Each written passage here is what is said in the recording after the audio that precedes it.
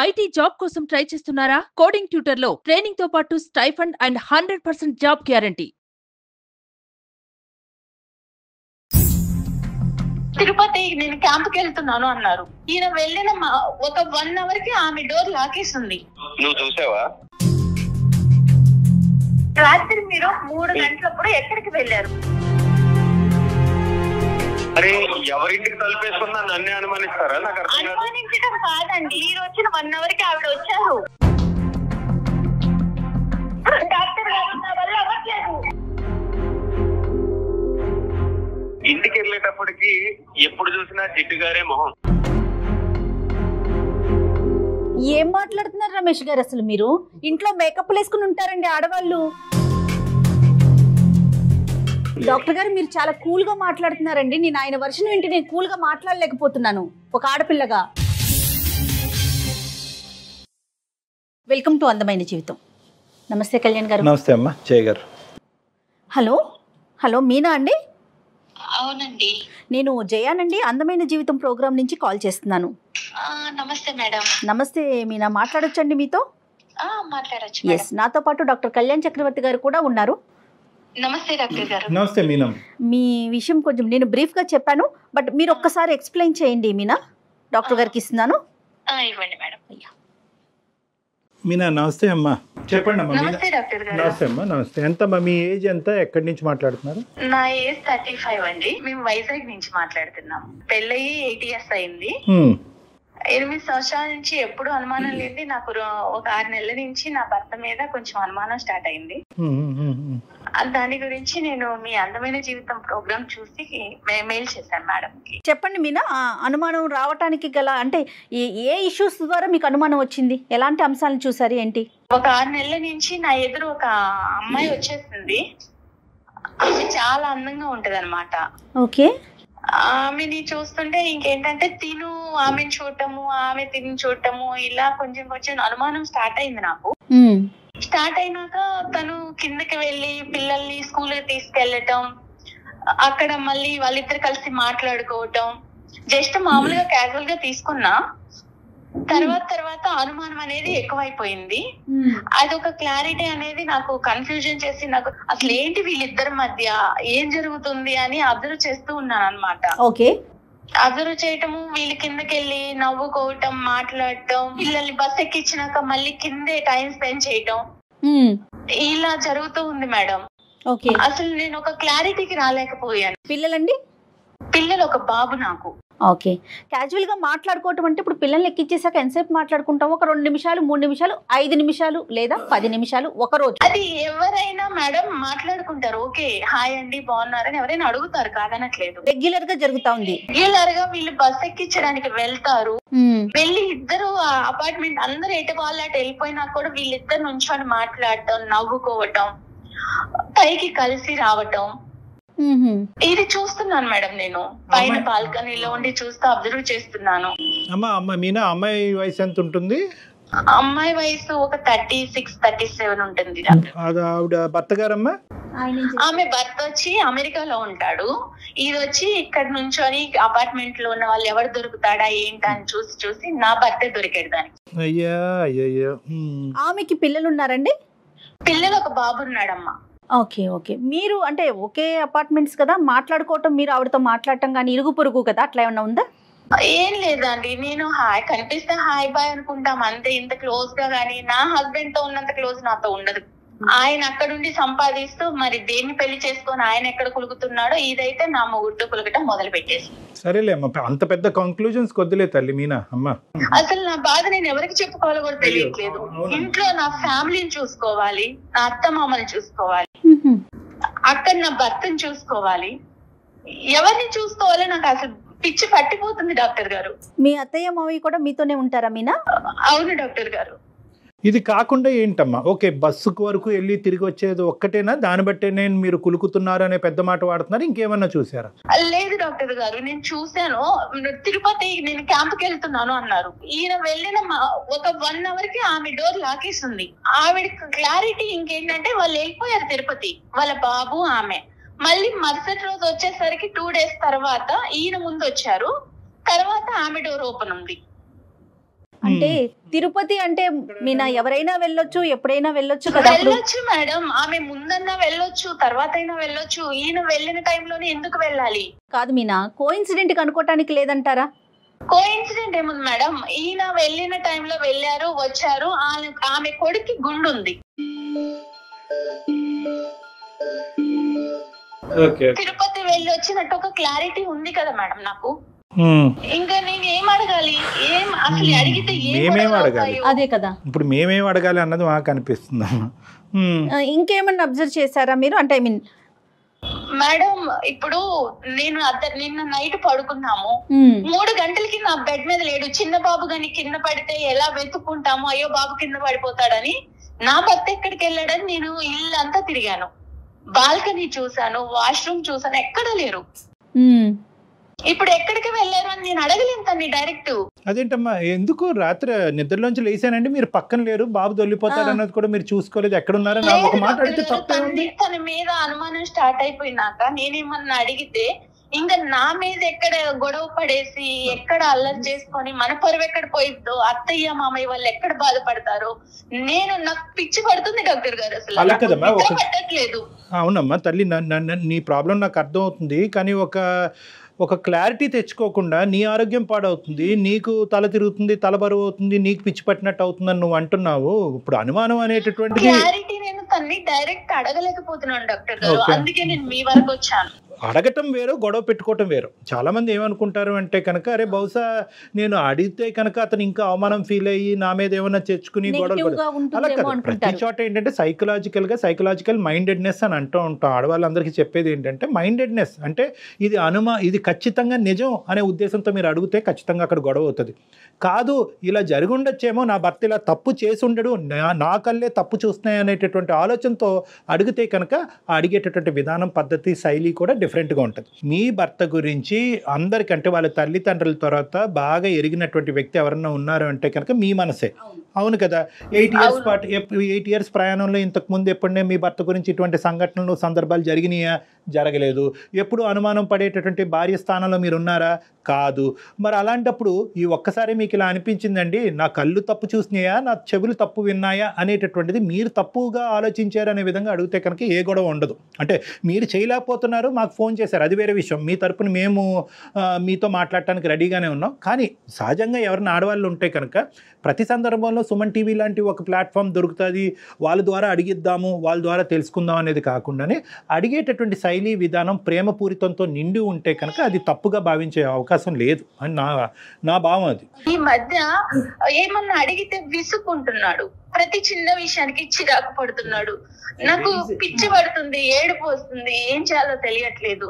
ఒకటైతే నిజం కదా తల్లి, అంటే ఖచ్చితంగా ఒక ట్రాన్సిషన్, ఒక చేంజ్ అయితే మీ భర్తలో మీకు కనిపించింది, వచ్చింది, ఖచ్చితంగా వచ్చింది. నాకైతే తనని అడగాలని ఉంది డాక్టర్ గారు, నా తల బద్దలైపోతుంది అసలు. నాకు అసలు తనని అడిగితే ఎక్కడ ఇష్యూస్ అయ్యి ఎక్కడ గొడవలు అవుతాయో, నేను ఇంత ప్రేమించాను తిన్ని. బహుశా ఇది అబద్ధమే అవ్వాలని మీ అందరం కోరుకుంటున్నాం. మీ అత్తమామలకి ఏమైనా తెలుసమ్మా? తెలీదు డాక్టర్, నేను ఎవరికి చెప్పలేదు. మన ఇంట్లో లేకుండా, బాల్కనీలో లేకుండా, నువ్వు కిచెన్ లో లేకుండా ఎక్కడికి వెళ్ళావు అని ఒక్క మాట అడగలేక నాలో నేను సతమతం అయిపోయి నాకు అసలు ఎవరికి చెప్పాలో తెలియట్లేదు. నేను ఎంత బాధపడుతున్నానంటే డాక్టర్ గారు, నాకు ఏ పని చేయాలనిపించట్లేదు. ఇప్పుడు నువ్వు ఓకే కదమ్మా, అంటే మా ద్వారా నువ్వు క్లారిటీ తీసుకోవటం అనేది రేపొద్దున మీ ఇద్దరి మధ్య, అంటే మేము యూజువల్గా చాలా సెన్సిటివ్గా మాట్లాడతాం ఇలాంటి ఇష్యూస్, నాకు ఉండేటటువంటి ఎక్స్పీరియన్స్తో కొద్దిగా బ్యాలెన్స్డ్గానే మాట్లాడతాం. బట్ యు ఆర్ 110% కాన్ఫిడెంట్ కదమ్మా మేము ఈ ప్లాట్ఫామ్ ఆ విధంగా వాడుకోవచ్చు అని? వాడుకోవచ్చు డాక్టర్. ఓకే.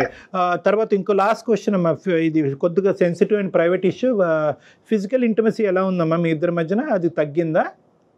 తగ్గిందండి. తను ఇప్పుడు ఇదివరకు ఉన్నంత ప్రేమ లేదు నాకు. ఒకసారి మాట్లాడదామా మీనా? నిజాల్లాగే అనిపిస్తుందమ్మా, కానీ అబద్ధాలు అవ్వాలి అని కోరుకుంటున్నాను. ఒకసారి కలుపుదామమ్మా. లైన్ కలుపుతారండి మీరు ఆయనతో? కలుపుతాను డాక్టర్. కాన్ఫిడెన్స్ లోకి తీసుకుంటారు. మీరు మాట్లాడే వ్యక్తి మీ కాల్ ని హోల్డ్ లో పెట్టారు, ఆయన్ని కనెక్ట్. అయితే రీజన్స్ చాలా తక్కువ అనిపిస్తున్నాయి కళ్యాణ్ గారు నాకైతే. జస్ట్ కింద మాట్లాడుకోవటం సరే, నైట్ మిస్ అవటం అనేది మీరు నిజంగా ఆలోచించాలి. హలో హలో, ఏమండి ఆఫీస్ లో ఉన్నారా? చెప్పు. నేను మిమ్మల్ని ఒకటి అడగాలనుకుంటున్నానండి. అదేదో ఇంటికి వచ్చాక అడగచ్చుగా. ఆఫీస్ లో ఉన్నారు, ఫ్రీగానే ఉన్నారని ఈ టైంలో కాల్ చేస్తాను మీకు. నేను ఏం అడగాలి? మీరు రాత్రి ఎక్కడికి వెళ్ళారు? రాత్రి 3 గంటల కింద పక్కన లేరు.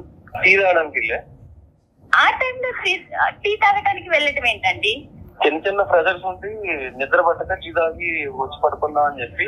నన్ను లేపితే నేను పెట్టిస్తాను కదా మీకు టీ. అరే అలా కాదమ్మా, నువ్వు రోజంతా పని చేసి అలిసిపోయి ఉంటున్నావు, మళ్ళీ నీకు రాత్రి లేపి టీ పెట్టమని అనడం లేదు. నేను ఇంట్లో టీ పెట్టుకుంటే మళ్ళీ నీకు ఏదైనా డిస్టర్బెన్స్ అవి నీ నిద్ర పోవడంతోని చెప్పలేదు. నన్ను ఎత్తుని కూర్చోబెట్టుకొని నన్ను కాలి కింద వేసి తొక్కారండి మీరు.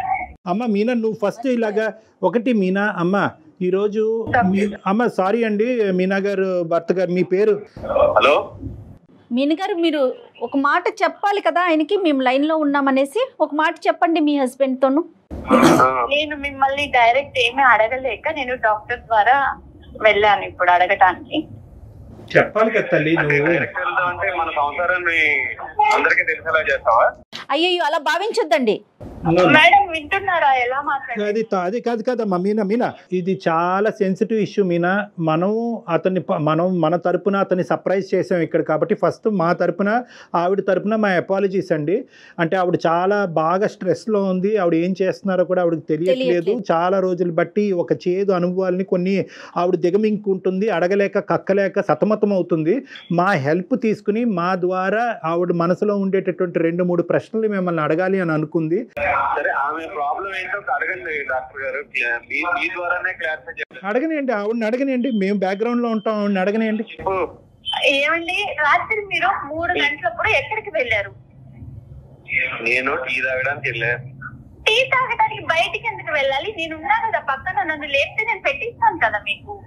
నేను ఇంతకు ముందు చెప్పా, మళ్ళీ చెప్తున్నానమ్మా, నిన్ను రాత్రి అంతా నాకు నిద్ర లేదు, నాకు టీ తాగితే నిద్ర వస్తుంది అనిపించింది. కాకపోతే నువ్వు డే అంతా పని చేసి ఉంటావు, మళ్ళీ నిన్ను నిద్ర లేకపోవడం ఎందుకు? ఒకవేళ నేను పెట్టుకున్నా సరే నీకు ఏదైనా డిస్టర్బెన్స్ వస్తుందని బయటికి వెళ్ళి తాగొచ్చాను. అంటే ఎదురించి 204కి టీ తాగడానికి వెళ్ళారా మీరు? 204 ఏంటి? నాకు అన్ని తెలుసండి. 204 ఎందుకు వెళ్తున్నారో తెలుసు. తిక్కులాడుంది, ఆ తక్కులాడుంది, దాంతో మీరు మాట్లాడటం చూశాను. కింద మీరిద్దరు ఇటకలు పక్కపక్కలు చూశాను.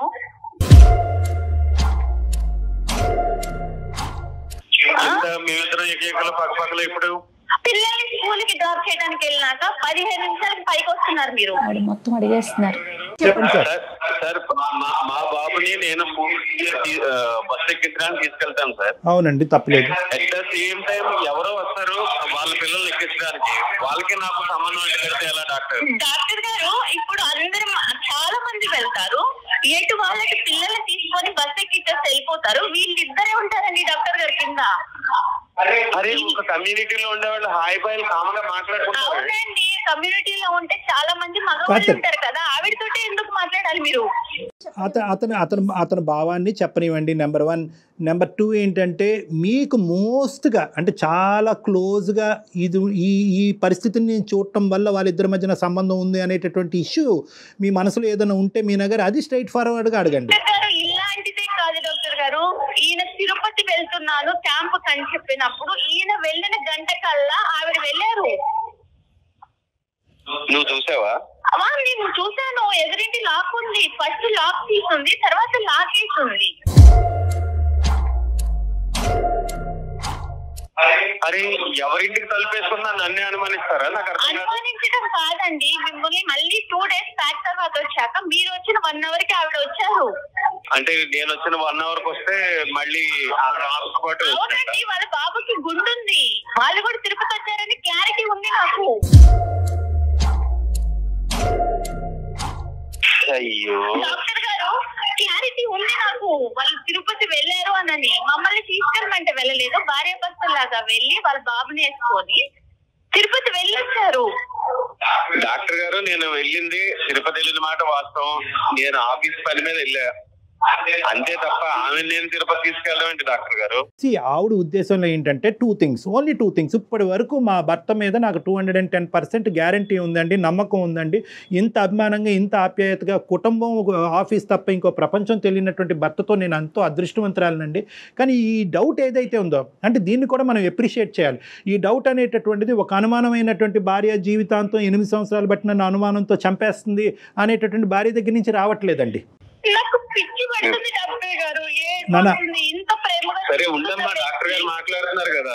రమేష్ గారు, ఇక్కడ ఏంటంటే ఇప్పటి వరకు జరిగినటువంటి సంఘటన, ఇప్పటి వరకు చూడనటువంటి పరిస్థితులు ఆవిడ చూసింది కాబట్టి ఆవిడ జీర్ణించుకోలేకపోతుంది. అనుక్షణం మీరు ఎక్కడుంటారు, ఏమవుతున్నారు, పక్కలో పడుకున్నారా లేదా, ఇదే ఇన్వెస్టిగేటివ్ డిపార్ట్మెంట్లోకి ఆవిడ కంప్లీట్గా వెళ్ళిపోయింది. ఆవిడ పరిస్థితి బాగాలేదు కాబట్టి ఇప్పుడు ఆవిడకి కావాల్సింది ఏంటంటే ఒక ఆనెస్ట్ అండ్ సిన్సియర్ రెస్పాన్స్. ఏమన్నా తప్పు జరిగిందా ఆవిడతో, మీకు తప్పు జరిగిందా, జరగలేదు అంటే కనుక అదే నమ్ముతాం, జరిగింది అంటే కనుక అదే నమ్ముతాం. కాదు రమేష్ గారు, ఇన్ని సంవత్సరాల నుంచి 8 సంవత్సరాల నుంచి మీలో ప్రేమను మాత్రమే చూసింది ఆవిడ. గత కొన్ని రోజుల నుంచి అనుమానించాల్సిన విషయాలన్నీ బయటపడుతున్నాయని చెప్తున్నారు. ట్రాన్సిషన్ అసలు నన్ను ఒక్క మాట చిరాకు పడుతున్నాడు. మంచి నీళ్ళు ఇచ్చినా చిరాకు పడుతున్నాడు, షూ తొడుస్తున్నా చిరాకు పడుతున్నాడు. అది తట్టుకోలేకపోతున్నాను మేడం. నేను అంత ప్రేమించిన భర్త అలా చిరాకు పడుతుంటా. డాక్టర్ గారు, రమేష్ చెప్పండి. మాట నేను చెప్తానండి. ఇంటికి వెళ్ళేటప్పటికి ఎప్పుడు చూసినా జిడ్డు గారే మొహం, ఏ విధమైన అట్రాక్షన్ ఉండదు. ఈ పని చేస్తాం, ఆ పని చేస్తా, లేకపోతే ఇన్స్టాగ్రామ్ చూస్తా, లేకపోతే వాట్సాప్ చూసుకుంటా. వీళ్ళు వాళ్ళ తప్ప నన్ను పట్టించుకున్న వాళ్ళు ఎవరో లేరు సార్. మనం రోడ్డు మీద మనల్ని ఇంట్లో పట్టించుకున్నప్పుడు బయట కొంతమంది కొంచెం విధాలుగా అట్రాక్ట్ చేస్తూ ఉంటారు. అట్రాక్ట్ చేసేటప్పుడు మనం మగవాళ్ళం కాబట్టి అట్రాక్ట్ అవుతూ ఉంటాం. అవ్వకుండా చూసుకోవాల్సిన బాధ్యత ఇంట్లో భార్యదే కదా సార్.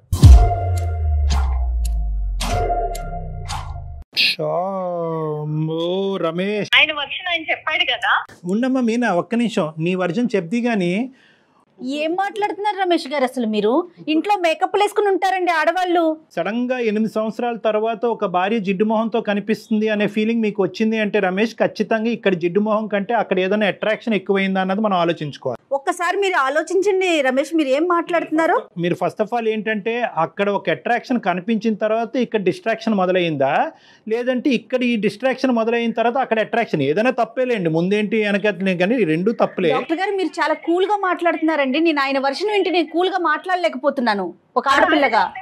పెళ్ళైన కొత్తలో మొహం బాగుంది, ఇప్పుడు పిల్లలు, అత్త, మామ అందరినీ చూసుకుంటా నీకు పెళ్ళైనప్పటి నుంచి నువ్వు అలాగా ఉన్నావు. నాకు ఇంతకుముందు ఆపర్చునిటీ లేదు. నా మొగుడు అమెరికాలో ఉంటే నేను కూడా దానిలాగే చిప్పులాగా. చిచి అలా మాట్లాడకండి మీనా, అలా మాట్లాడకండి. కాదు మేడం, ఒక ఆడదానిగా మీరు అర్థం చేసుకోండి నా బాధని. నా భర్త ఇంకొక అమ్మాయి చూస్తున్నాడంటే నేను ఓర్చుకోగలుగుతానా? ఒకసారి అతని మనసులో ఉన్న భావాన్ని అంతా కూడా. రమేష్, ఇంకా ఏమన్నా ఉందా రమేష్? ఇంకా అంటే మీ భార్య గురించి 8 సంవత్సరాల పాటు మీరు బయటకు చెప్పలేనటువంటి అంశాలు ఇంకేమైనా ఉన్నాయా? ఏమీ లేదు సార్. ఇంటికి వచ్చేటప్పటికి ఆ జిడ్డు మారే మొహం కాకుండా. దయచేసి ఆ మాట అనకండి రమేష్, ప్లీజ్. Sorry madam. మా సారీ ఎందుకండి బాబు? అవునండి, మొహం జిడ్డుదారుతానే ఉంటది. ఇప్పుడు ఎందుకు వచ్చింది మీకు? మీ మాటలని తప్పు రమేష్. తప్పు చేశారా? తప్పు జరిగిందా? మీనా, సారీ అమ్మా, అది జరిగింది డాక్టర్ గారు. చూడండి డాక్టర్ గారు ఎలా చెప్పుకొని ఒప్పుకున్నాడు. నాది క్లారిటీ అదే చెప్తున్నాను మీకు. తప్పు జరిగింది అనేటటువంటిది సమర్థించుకుంటున్నారా రమేష్? పశ్చాత్తాపం పొందుతున్నారా ఇప్పటికైనా రమేష్? ఆ అమ్మాయి గుండె పగిలి చచ్చిపోద్దయ్యా. ఆ అమ్మాయిని ఒక పనికిరాని వస్తువులాగా ఇన్ని రోజులు అమ్మాయిని ఒక టిష్యూ పేపర్ లాగా వాడుకుని ఇప్పుడు సడన్గా టిష్యూ పేపర్కి జిడ్డు పట్టింది కాబట్టి పక్కన పడేస్తున్నాను అనేటటువంటి మాట మాట్లాడుతూ నీకంటే బయట వేరే అట్రాక్షన్ దొరికింది కాబట్టి ఆ అమ్మాయితో నేను కులుకుతున్నాను. సారీ, నేను ఈ మాటలు ఎప్పుడు వాడలేదు. కానీ ఈ విధమైనటువంటి ఆ అంశాన్ని సుమన్ టీవీ ద్వారా మేము ఈ బ్రేకింగ్ న్యూస్ ఆ అమ్మాయికి అందించడం అనేది మేము చాలా బాధపడుతున్నాం. చాలా బాధపడుతున్నావు రమేష్. రమేష్ గారు వేరే రకంగా భావించొద్దు, అసహ్యంగా అనిపిస్తోందండి వినటానికే. డాక్టర్ గారు నేను ఒక్కటే అడుగుతా డాక్టర్ గారు, తను ఇంకా ఫైనల్ గా ఒక్కటే అడగాలనుకుంటున్నాను. చెప్పు నాన్న. చెప్పు. ఏ రోజన్నా నేను మీకు ఏ విషయంలో అయినా తక్కువ చేశానా? లేదు. మరి ఎందుకు జిడ్డు మొహం వచ్చింది? ఈ 8 years లో మీకోసమే కదండి నేను.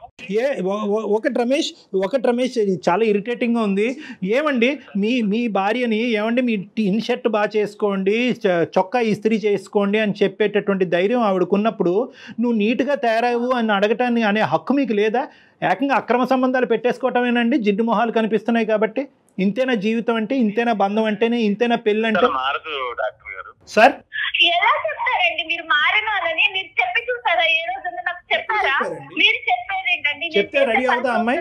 చెప్తే మీకు కావాల్సినటువంటి విధంగా ఉండదా? ఇంత కష్టాన్ని కొని తెచ్చుకుంటుందా? పెళ్ళైనప్పుడు ఎలా ఉన్నారో, ఒక 8 ఏళ్ళు సంసారం చేసి ఒక పిల్లకి ఒక పిల్లోడికి తల్లి అయిన తర్వాత కూడా అలానే ఉంటారండి ఆడవాళ్ళు.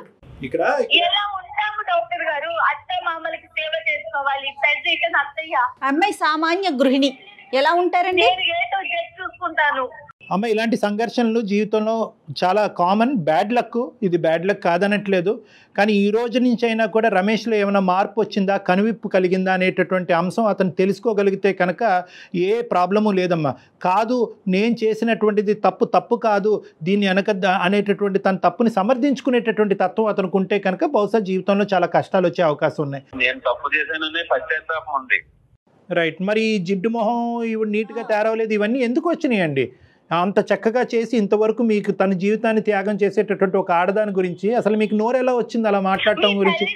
నేను తప్పు చేశాను డాక్టర్ గారు, నేను ఇలా ఉంది, నా అందాన్ని కూడా నేను మర్చిపోయాను. నేను తప్పు చేశాననేటటువంటి భావంతో బాధపడి ఒక డిఫెన్స్ మెకానిజం ఉపయోగిస్తున్నాడు. ఏంటంటే నేను తప్పు చేశాను కదా, ఆ తప్పుకి ఇదిగో నువ్వే కారణం అని చూపెట్టేటటువంటి ప్రయత్నం చేస్తున్నాడు. కానీ అతనిలో ఒక మంచితనం ఉంది, మార్పు వచ్చేదానికి అవకాశం ఉంది. అతను కేవలం నీ సైడ్ ఏదో చూపెట్టాలి కాబట్టి, అతను తప్పుని సమర్థించుకోవాలి కాబట్టి మాట్లాడేటటువంటి మాటలే. నువ్వు చేసినటువంటి ఇప్పుడు వరకు నువ్వు చేసినటువంటి ఏ కార్యక్రమం కదా మీ అత్తగారికి కానీ మీ భర్తకు కానీ అందరూ సమర్థిస్తారు. మీ భర్త గారికి కూడా బాగా తెలుస్తుంది, రమేష్ కూడా బాగా తెలుస్తుంది. ఫైనల్ గా మీరు ఏం చెప్తారు చెప్పండి, మీ ఒపీనియన్ చెప్పండి. మీరు ఏం చేయదలుచుకున్నారు? ఆ అమ్మాయి కాన్ఫిడెన్స్ ఇవ్వండి, ఒక నమ్మకం ఇవ్వండి. ఇక మీదట ఇలాంటి తప్పు అయితే జరగదు. నేను నీకు మాట ఇస్తున్నా, ఇప్పుడున్న మన ఫ్లాట్ సేల్ చేసి వేరే ప్లేస్ కి మనం షిఫ్ట్ అయిపోదాం. మన సొంత ఫ్లాట్ వదులుకొని మనం ఎందుకు వెళ్ళాలి చెప్పండి ఒక్కటి. నో రమేష్, ఇక్కడ ఏంటంటే ఒకటి నిజంగా ఫ్లాట్ మారేటటువంటి అవకాశం ఉంటే కనుక ఖచ్చితంగా that is a good solution for the problem. తను ఏం చెప్పాలనుకుంటున్నారు నాకు తన నోటి వెంట వినాలని నేను మీకు ఫోన్ చేశాను. అదే చెప్పారు మీనా, రమేష్ గారు అదే చెప్తున్నారు. మీనా రమేష్ గారు నాకంటే మించినటువంటి సొల్యూషన్ చెప్పారు. అంటే ఎవరు చెప్పరు, సొంత ఫ్లాట్ అమ్మేసుకుని వేరే దానికి వెళ్ళిపోదాం అని అన్నారు. డాక్టర్ గారు, నేను తను ఏదో బాధ పెట్టాలని నేను అడగాలని కాదు. నాకు ఒక క్లారిటీ, నా మనసు తను నేను ఎంత ఇష్టపడుతున్నానో నాకు తెలుసు, తనకి తెలుసు. అది అర్థమవుతోంది మీనా, అర్థమవుతోంది. కానీ అతను ఇప్పుడు ఇచ్చినటువంటి ప్రామిసెస్ లో ఒక సిన్సియారిటీ కనిపిస్తుంది. తప్పు ఒప్పుకున్నాడు అతను, సిన్సియర్గా అతను అపాలజీ అడిగాడు కాబట్టి క్షమించేటటువంటి ధోరణిలోకి నువ్వు రావాలి. నమ్మకంగా మళ్ళీ మీరు ఇద్దరు కూడా హ్యాపీగా ముందుకు ప్రయాణం కొనసాగించాలమ్మా. సరే డాక్టర్ గారు. ఓకేనా? All the best Meena. అతను అడిగాడని కాదు కానీ నీ గురించి కూడా నువ్వు చూసుకో అమ్మా. Okay, compulsory. All the best, good luck అమ్మా. God bless both of you. Ramesh, all the best and thank you for talking to us. Okay అమ్మా, ఓకే మీనా, బాయ్.